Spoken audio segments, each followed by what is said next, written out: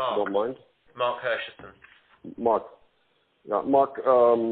No, very very good question, and there is an implication there, and but it's what I would define probably as opportunity loss. Right.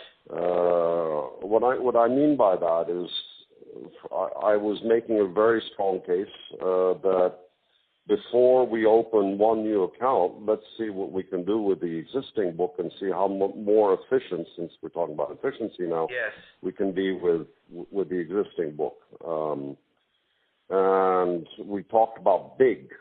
The book is huge, but I think it's pretty common in the industry, and not only within the interest UBS, is that the 80-20 rule applies, which is yes, the private banker is going to be spending 80% of his time with 20% of his clients, yeah, or her clients, and what happens to the other 80%?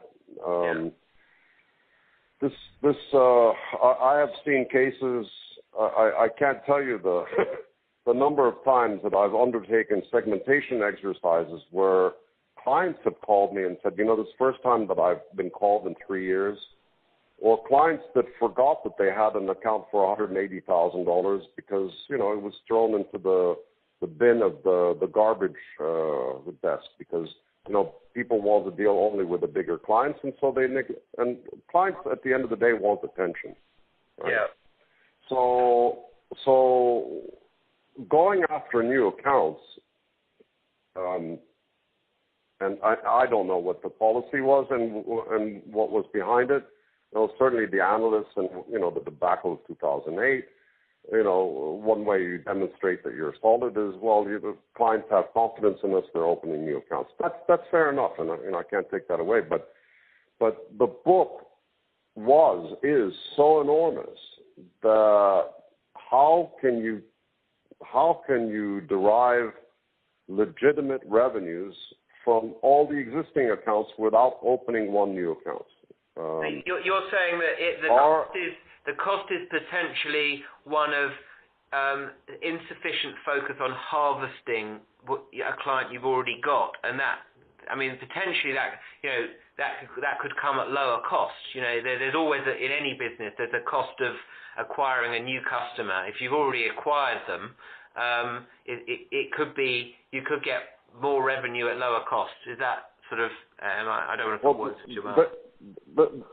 There you are. It's right there. Yes. These clients have gone through the pain of being seduced from their other bank to join, your bank.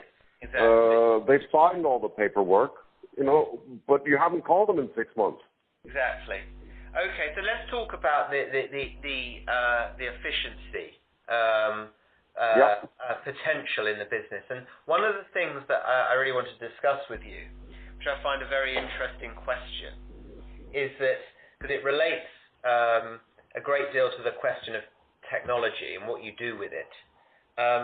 Because on the one hand, I can see how technology could be a force for dramatic efficiency gains if you can basically break down a relationship manager's job into dozens or hundreds of small tasks, and you work out, what are the tasks that could be done much more efficiently by a back office computer system, automated system.